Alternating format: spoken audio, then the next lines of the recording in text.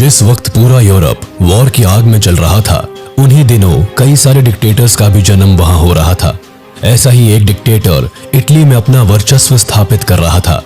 नाम था उसका मुसोलिनी। जी हाँ, वही मुसोलिनी जिसने इटली के राजा तक को वश में रखा था, जिसके लिए असैसिनेशंस और लोगों को बदतर मौत देना खेल जैसा था। ये वही था जिसने फेसिज्म को जन्म दिया। इसकी वजह से ही इटली भी वर्ल्ड वॉर 2 में हुई बर्बादी का हिस्सा बना। कौन था बेनिटो मुसोलिनी? क्या ये जन्म से ऐसा था या इसे भी हिटलर की ही तरह सर्कमस्टेंसेस ने ऐसा बनाया? कैसे ये इटली का तानाशाह बना? 29 जुलाई 1883 को दोविया दी प्रदापियो नाम के एक छोटे टाउन में बेनिटो मुसोलिनी का जन्म हुआ। ये टाउन उस समय रोमाग्ना के फोर्ली प्रोविंस में आता था। फेसिस्ट एरा में इस जगह का नाम बदलकर ड्यूसिस टाउन और ड्यूसिस सिटी कर दिया गया था। बेनिटो की मां रोसा एक कैथोलिक स्कूल टीचर के तौर पर काम करती थी और इसके पिता एलेसांड्रो मुसोलिनी पेशे से एक ब्लैकस्मिथ थे। उन्हें पॉलिटिक्स में काफी डीप इंटरेस्ट था। बेनिटो के फादर एक सोशलिस्ट जर्नलिस्ट भी थे। वो पॉलिटिक्स में कुछ इस कदर डूबे हुए थे कि उन्होंने अपने बेटे यानी बेनिटो मुसोलिनी का नाम भी liberal Mexican president Benito Juarez, Italian socialist Andrea Costa और एमिलकेयर किप्रियानी के नाम को मिलाकर रखा था। मुसोलिनी को बोर्डिंग स्कूल भेज दिया गया, जहां शाय होने के बाद भी मुसोलिनी की अपनी टीचर्स और फेलो स्टूडेंट्स से काफी लड़ाइयां होती। मुसोलिनी बड़े होते हुए इतना बिगड़ गया था कि एक बार तो इसने अपने क्लासमेट को लड़ाई में पेन नाइफ से मार दिया था। इस इंसिडेंट के बाद मुसोलिनी को स्कूल से निकाल दिया गया था। मुसोलिनी ने एक नए स्कूल में एडमिशन लिया, जहां उसने अच्छे ग्रेड्स हासिल किए और स्कूल पास किया। मुसोलिनी ने 1901 में एक एलिमेंट्री स्कूल टीचर के तौर पर काम किया, लेकिन 1902 में मुसोलिनी स्विट्जरलैंड चला गया, जिसका एक रीजन था। मुसोलिनी अपने यहाँ की कंपल्सरी मिलिट्री सर्विसेज से बचना चाहता था, बट स्विट्जरलैंड आने के कई समय तक मुसोलिनी एक परमानेंट जॉब की तलाश में था। इसी समय स्विट्जरलैंड में इटालियन सोशलिस्ट मूवमेंट्स काफी जोरों शोरों से चल रहे थे, जिसके कारण मुसोलिनी ने भी इनमें पार्टिसिपेट किया। मुसोलिनी ने इसके साथ ही अपनी जर्नलिज्म की डिग्री भी पूरी की और एक सोशलिस्ट जर्नलिस्ट बन गया, जिसके बाद वो स्विट्जरलैंड के ही एक लोकल न्यूज़पेपर लेवेनीरे डेल लावारोटोरे में एक एडिटर के तौर पर काम करने लगा। मुसोलिनी की एक बात काफी खास थी। ये जब बोलता था तो लोग सुनते बहुत ध्यान से थे। इसकी बोलने की पावर गजब की थी। मुसोलिनी अपने समय का वन ऑफ द बेस्ट ओरिएटर्स माना जाने लगा था। मुसोलिनी स्विट्जरलैंड के न्यूज़पेपर में लिखने के अलावा लोगों को इकट्ठा करके स्पीचेस भी देता, मीटिंग ऑर्गेनाइज करता। इसी दौरान मुसोलिनी इटालियन वर्कर्स यूनियन का सेक्रेटरी बना दिया गया। अपनी बढ़ती हुई पॉपुलैरिटी के कारण ही मुसोलिनी को एक बार व्लादिमीर लेनिन से मुलाकात करने का मौका मिला था। लोगों में मुसोलिनी काफी बड़ा फिगर बनता चला गया था। उसी समय 1903 में मुसोलिनी को वायलेंट जनरल स्ट्राइक के कारण पुलिस ने अरेस्ट कर लिया और बाहर आने के बाद उसे दोबारा इटली भेज दिया गया। इटली लौटने के बाद मुसोलिनी ने 1904 से 1906 तक इटालियन आर्मी को सर्व किया। मुसोलिनी इटली का एक prominent socialist, one of the best journalist, authoritarian communist बनता गया। मुसोलिनी को इसकी रेवोल्यूशनरी एक्टिविटीज के कारण कई बार अरेस्ट भी किया गया। इसने अपना खुद का न्यूज़पेपर ला लोटा दी क्लासे यानी द क्लास स्ट्रगल के नाम से एक न्यूज़पेपर भी लॉन्च किया, जो काफी सक्सेसफुल रहा, जिसके कारण 1912 में इसे ऑफिशियल सोशलिस्ट न्यूज़पेपर अवेंटी का एडिटर बना दिया गया। एक anti nationalist and anti imperialist editor होने के कारण इसने 1914 में शुरू हुई वर्ल्ड वॉर 1 के अगेंस्ट में भी लिखा। मुसोलिनी वर्ल्ड वॉर 1 में इटली के इंटरवेंशन को लेकर काफी अपसेट था, लेकिन मुसोलिनी ने एक वक्त के बाद अपना मन बदल लिया और जहां वो पहले वॉर के अगेंस्ट था, वहीं अब वो वॉर के फेवर में स्पीचेस देने लगा और लिखने लगा। फिर 1914 में इसे सोशलिस्ट पार्टी से भी निकाल दिया गया। इसके बाद मुसोलिनी ने पोपोलो डी इटालिया नाम के एक न्यूज़पेपर को ज्वाइन किया। यहाँ इसने पहली बार फेसिज्म के बारे में लिखना शुरू किया। इसके अकॉर्डिंग इसने सबसे ऊपर इटली को रखा। इसने लिखा कि आज से हम सभी केवल और केवल इटालियन है, इसके सिवा और कुछ नहीं। इवन अगर हमारे दिल से भी कोई चीख या पुकार निकलेगी तो उसमें भी केवल वीवा ला इटालिया, लॉन्ग लिव इटली की ही आवाज सुनाई देगी। यहाँ मुसोलिनी इटली की मिलिट्री को ज्वाइन कर लेता है, लेकिन सर्विंग के दौरान मुसोलिनी इंजर्ड हो जाता है। मुसोलिनी जब वॉर इंजरीज से रिकवर होता है तो देखता है कि इसके देश की हालत काफी खस्ता है। वॉर इटली को इकोनॉमिक रूप से काफी कमजोर कर देती है।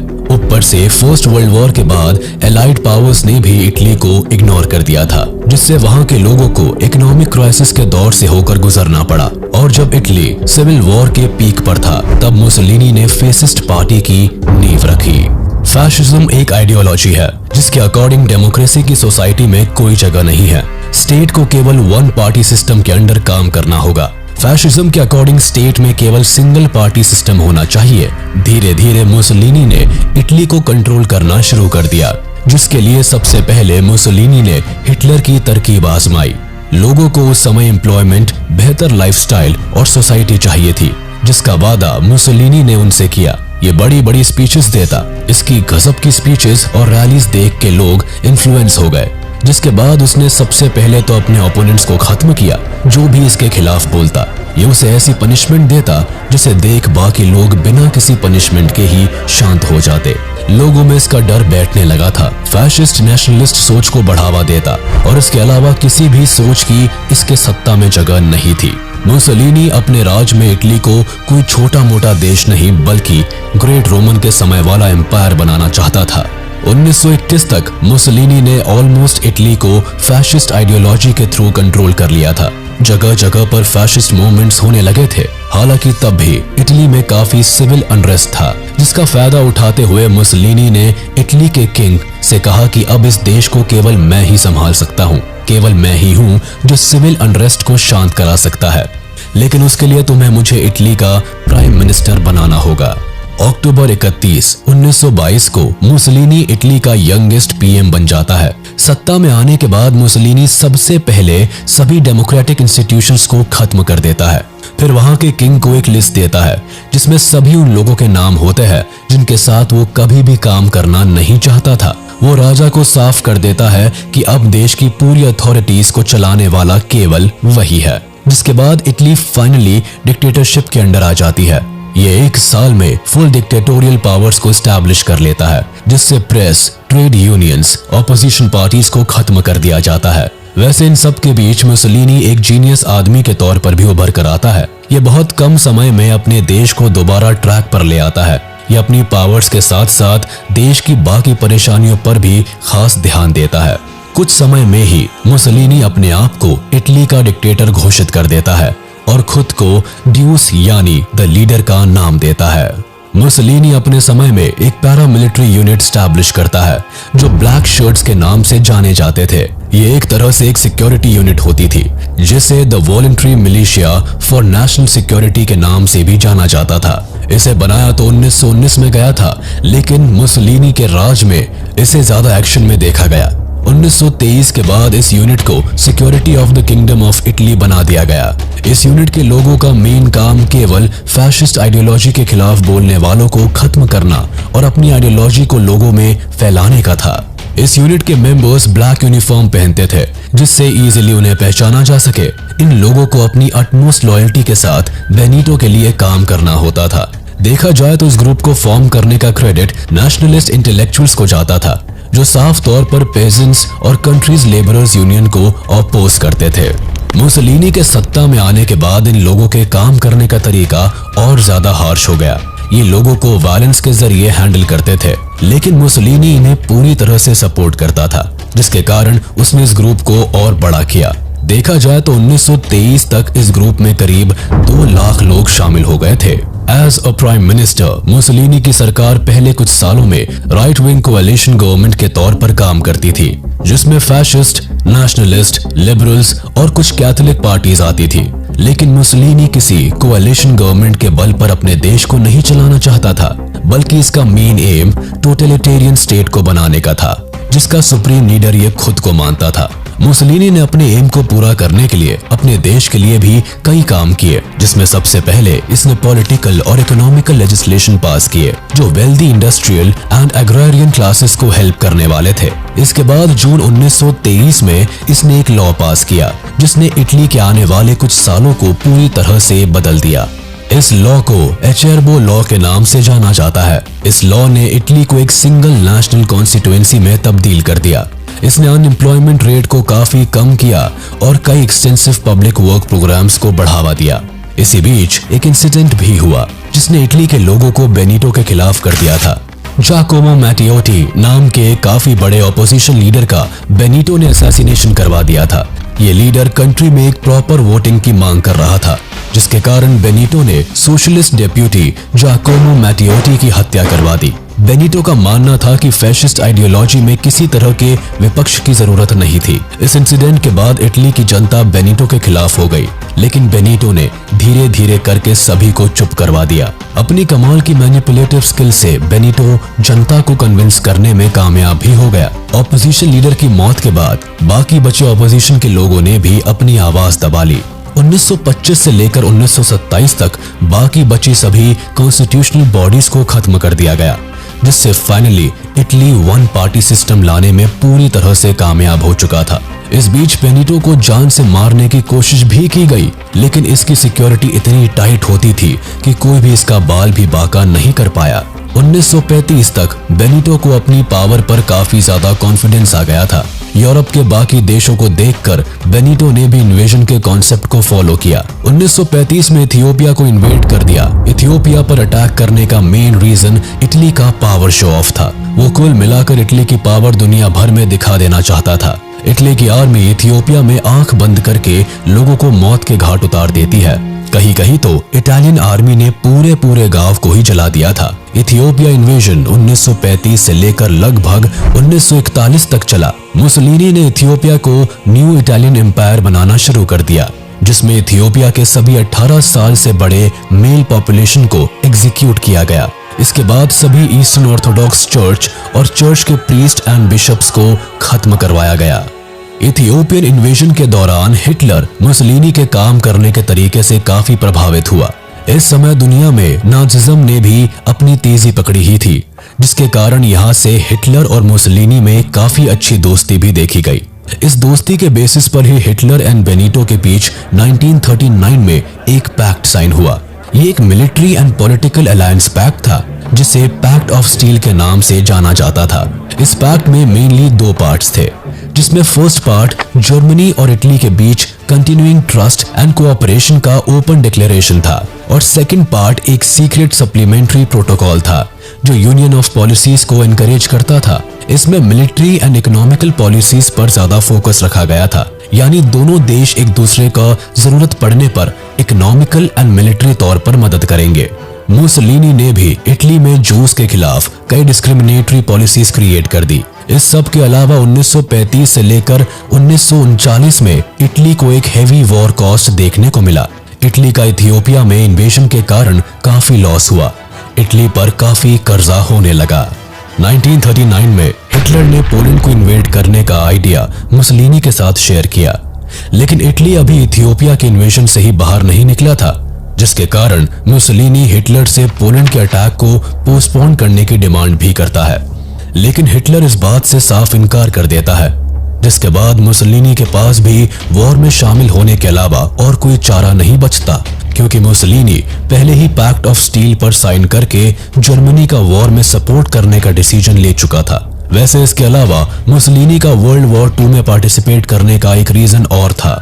मुसोलिनी को लगता था कि अगर इस वॉर में जर्मनी और इटली ने मिलकर फ्रांस और ब्रिटेन को हरा दिया तो यूरोप पर केवल जर्मनी और इटली का ही राज होगा। इसके बाद 1 सितंबर 1939 को पोलैंड पर इन्वेजन के साथ ही वर्ल्ड वॉर 2 शुरू हो गया, जिसमें सबसे पहले यूके और फ्रांस जर्मनी पर वॉर डिक्लेयर करते हैं। इटली इस समय तक जंग में नहीं आता, क्योंकि बेनिटो को पता था कि अगर किसी भी स्टेज पर जर्मनी कमजोर पड़ा तो फ्रांस एंड यूके उसे नहीं छोड़ेंगे। लेकिन इस समय भी मुसोलिनी शांत नहीं बैठा, बल्कि उसने अपने देश की बाउंड्री को और फैलाने के लिए जगह जगह इन्वेजन करना शुरू कर दिया। 1939 में ही बेनिटो ने अल्बानिया को इन्वेड कर दिया। इटली इस बात से वाकिफ थी कि अल्बानिया उनके सामने टिक नहीं पाएगा। अल्बानिया उस समय इटली के सामने काफी कमजोर था, जिस कारण से इन्वेजन के केवल 5 दिन के अंदर ही इटली ने अल्बानिया पर जीत हासिल कर ली। अल्बानिया इन्वेजन से मुसोलिनी को अपने देश की आर्मी में एक कॉन्फिडेंस आने लगा। जिस कारण इटली यहाँ रुका नहीं और 1940 में सीधे ग्रीस को इन्वेड किया। बट इन्वेजन के दौरान ग्रीक आर्मी ने इटालियन आर्मी को बुरी तरह उल्टे पैर खदेड़ दिया। इसी साल इटली ने इजिप्ट पर भी अटैक किया, लेकिन उसमें भी ये नाकामयाब रहा। हिटलर को जब इस बात का पता चला तो उसने अपनी आर्मी को इटली की मदद करने के लिए भेजा, जिसके बाद इटालियन एंड जर्मन आर्मी ने मिलकर ग्रीस एंड इजिप्ट को हरा दिया। लेकिन इस इंसिडेंट के बाद दुनिया भर में मुसोलिनी की पुअर वॉर लीडरशिप की बातें होने लगी। 10 जून 1940 को इटली ने ब्रिटेन एंड फ्रांस पर वॉर डिक्लेयर कर दिया। ब्रिटेन एंड फ्रांस इटली को लगातार मात दे रहे थे। इटली को जवाब के तौर पर ब्रिटेन ने इटली के खिलाफ ऑपरेशन कंपास चलाया। ये सेकेंड वर्ल्ड वॉर के दौरान ब्रिटिश मिलिट्री का फर्स्ट लार्ज स्केल ऑपरेशन था। इस ऑपरेशन में British empire and commonwealth forces ने इटालियन फोर्सेस पर अटैक किए थे। ये सभी अटैक्स इटालियन आर्मी को वॉर से बाहर करने के लिए थे। इस ऑपरेशन में इटालियन आर्मी को काफी ज्यादा नुकसान हुआ। इस ऑपरेशन के बाद इटालियन आर्मी इतनी वीक पड़ गई थी कि 1941 तक वॉर में इटली का काफी बुरा हाल था। मुसोलिनी की आर्मी की कंडीशंस देखकर हिटलर ने आगे के वॉर प्लान्स में मुसोलिनी का इन्वॉल्वमेंट पूरी तरह से कट कर दिया। बेनिटो को समझ आ गया था कि वो इस जंग में बुरी तरह से फंस चुका है, लेकिन वापस जाने का कोई रास्ता नहीं था, जिस कारण बेनिटो ने लगातार जंग में अपनी लड़ाई जारी रखी। लेकिन 1942 की कैसाब्लांका कॉन्फ्रेंस में यूके के then PM Winston Churchill and the American president Franklin D Roosevelt ने डिसाइड किया कि वो सबसे पहले इटली को इस वॉर से बाहर निकाल फेंकेंगे, साथ ही जर्मनी ट्रूप्स को भी रिट्रीट करेंगे। जिसके बाद एलाइड फोर्सेस ने सबसे पहले इटली पर मार्च करने की ठान ली। इस बात की खबर जैसे ही इटली के former king Victor Emmanuel III को मिली, विक्टर इमैनुअल III ने बेनिटो को सत्ता से बाहर कर उसकी जगह पर पिएत्रो बाडोलियो को दे दी। पिएत्रो बाडोलियो इटली के काफी पावरफुल एंड सक्सेसफुल पर्सनालिटी थे। इन्होंने सत्ता में आने के दूसरे दिन ही बेनिटो की फैशिस्ट पार्टी को डिसॉल्व कर दिया और एलाइज पावर के साथ एक समझौता कर लिया। इन्होंने एलाइज के साथ एक आर्मिस्टिस साइन की। इस आर्मिस्टिस को द आर्मिस्टिस ऑफ कैसेबिल के नाम से जाना जाता था, जिसे 3 सितंबर 1943 को एलाइज पावर्स एंड इटली के बीच साइन किया गया था। इटली को इस समझौते के तरह पूरी तरह से जंग को छोड़ना था और एलाइड पावर्स के वॉर प्रिजनर्स को छोड़ना था। इस समझौते के साथ ही किंग ने बेनिटो को गिरफ्तार करने का डिसीजन भी ले लिया। बाडोलियो ने बेनिटो को कैंपो इम्पेरातोर नाम के एक जेल में बंद करवाया। ये जेल उस समय का सबसे सेफेस्ट जेल था, जहां काफी सख्त सिक्योरिटी थी। जून 1944 तक एलाइड पावर्स ने रोम को इन्वेड कर लिया था। हिटलर को जैसे ही पता चलता है कि मुसोलिनी को इटली एम्परर ने बर्खास्त कर दिया है और उसे जेल में बंद कर दिया है, वैसे ही उसने जर्मन आर्मी को इटली इन्वेजन पर भेज देता है। जल्दी ही जर्मन आर्मी नॉर्दर्न इटली को जीत लेती है। इटली इस इन्वेजन के बाद 2 पार्ट्स में डिवाइड हो जाता है। जर्मन आर्मी अब मुसोलिनी को फ्री कर देती है। उसके बाद हिटलर जीते हुए नॉर्दर्न इटली का रूलर मुसोलिनी को बना देता है। इसके बाद अब नाजी रूल के अंडर मुसोलिनी यहाँ लगभग 18 महीनों तक अपना राज चलाता है। लेकिन इस वक्त एलाइज की लगातार अटैक्स और नॉर्दर्न इटली में हो रहे पब्लिक रिवोल्ट से आखिरकार मुसोलिनी को भागने का रास्ता देखना ही पड़ता है। अप्रैल 27, 1945 को बेनिटो मुसोलिनी अपनी प्रेमिका क्लारा पिटाशी के साथ इटली से भागकर स्विट्जरलैंड जाने को तैयार था, लेकिन इसका भागने का ये प्लान सक्सेसफुल नहीं हो पाता। मुसोलिनी, क्लारा और इनके साथ के बाकी लोगों को रास्ते में ही पकड़ लिया गया, जिसके बाद 28 अप्रैल 1945 को मुसोलिनी, क्लारा और सभी लोगों को गोली मार दी गई। लेकिन यहाँ मुसोलिनी की मौत का अंत नहीं हुआ, बल्कि यहाँ से शुरू होता है इतिहास की सबसे खौफनाक मौत का नजारा इसलिए क्योंकि अगले दिन 29 अप्रैल 1945 को इन सभी लोगों की लाश को साउथ टू मिलान ओल्ड पियाज़ाले लोरेतो की सड़कों पर एक वैन से ले जाकर फेंक दिया गया, जिन्हें देखने के लिए हजारों की संख्या में लोग इकट्ठे हुए। ये लोग इटली के तानाशाह की मौत पर कोई शोक मनाने नहीं बल्कि अपना बदला लेने के लिए आए थे। वैसे आपको बता दे कि जहां बेनिटो और उसके साथियों की लाश को फेंका गया था, सेम उसी जगह पर 1 साल पहले बेनिटो ने 15 एंटी फैशिस्ट लोगों को भरी सभा में बड़ी क्रूरता के साथ मौत के घाट उतरवाया था। इस इंसिडेंट को यहाँ के लोग भूल नहीं पाए थे, जिस वजह से उसी सेम जगह पर सभी ने बेनिटो को सजा देने की ठान ली। लोगों ने एक एक करके बेनिटो की लाश से अपना अपना बदला लेना शुरू किया। मरने के बाद भी मुसोलिनी का मुंह खुला रहता है। इसकी गर्लफ्रेंड क्लारा का चेहरा भी बुरी तरह से खराब हो जाता है। पर इतने में इस तानाशाह की जी हुजूरी करने वाला एक ऑफिसर वहां आता है और उसके शव को सल्यूट करता है, जिसे देख गुस्साई भीड़ उस शख्स को भी मारने लगती है। हालांकि शाम तक अमेरिकन ट्रूप्स आकर बेनिटो और बाकी सभी की लाशों को लोकल मॉर्ग भेज देते हैं, जहां सभी का पोस्टमार्टम पूरा होने के बाद उन्हें दफनाया जाता है। इस तरह से इटली के सबसे क्रूर तानाशाह का अंत होता है।